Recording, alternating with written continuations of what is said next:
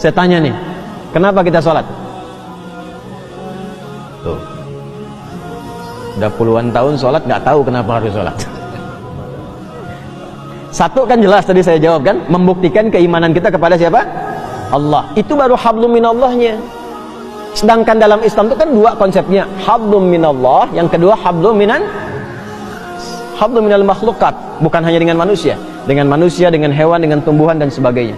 Nah, kalau yang pertama kaitan dengan Allah, selesai kita. Begitu salam, selesai dengan Allah. Kaitan dengan manusianya apa? Maka muncullah Quran surah ke-29 ayat ke-45. Innas salata tanha 'anil fahsya'i wal munkar.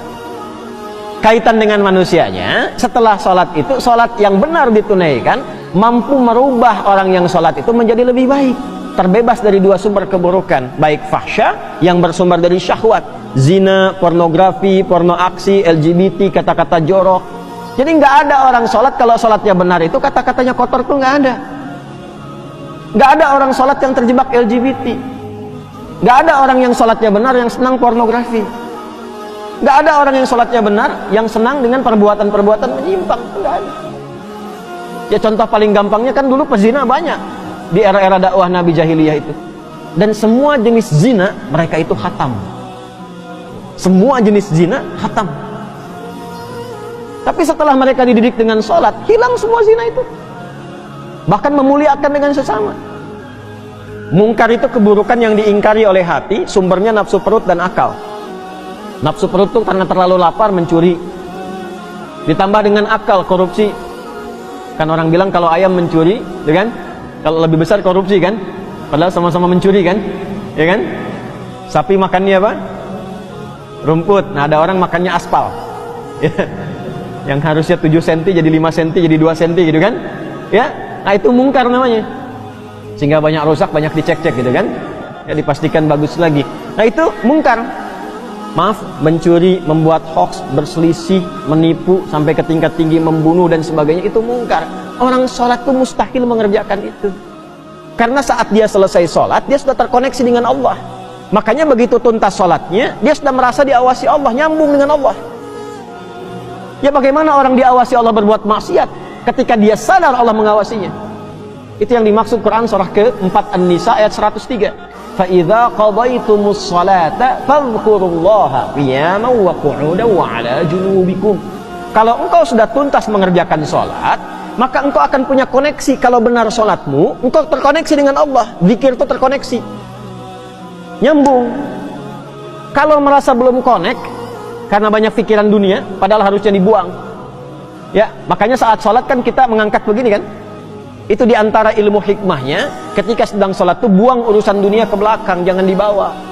Pasrahkan diri kita sepenuhnya pada Allah, buang ke belakang. Ini kadang yang terjadi, tangannya begini, dunianya malah ikut. Makanya ketika takbir itu, lisan mengucapkan Allahu Akbar, tapi di pikirannya, handphonemu akbar, proyekku akbar, sendalku akbar, jemuranku akbar. Karena dunia ikut. Kan? Sering terjadi begitu ya? Ya? Kembali. Nah, ini yang menjadikan manfaat sholat gak diraih. Akhirnya apa? Tanha anil fahsya'i wal munkarnya gak dapat. Konektivitasnya berkurang. Untuk menutup itu pasca sholat, kemudian diajarkan zikir. Kenapa akhirnya istighfar, zikir pertama yang kita ucapkan? Kan pada sholat itu, Assalamualaikum warahmatullah. Salam itu menutup sholat. Assalamualaikum warahmatullahi wabarakatuh. Assalamualaikum warahmatullahi wabarakatuh. Selesai nih. Bukankah setelah itu istighfar? Istighfar dulu kan? Kenapa zikir pertama urutannya istighfar?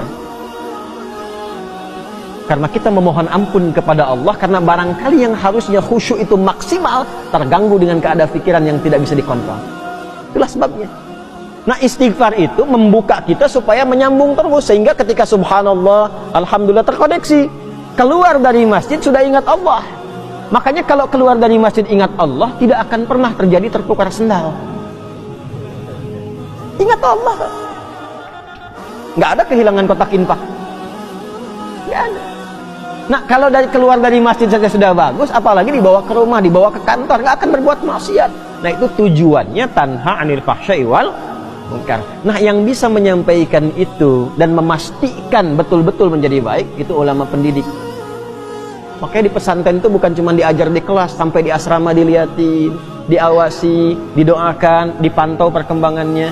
Nah ini beliau Hadratus Syekh ini termasuk ulama pendidik.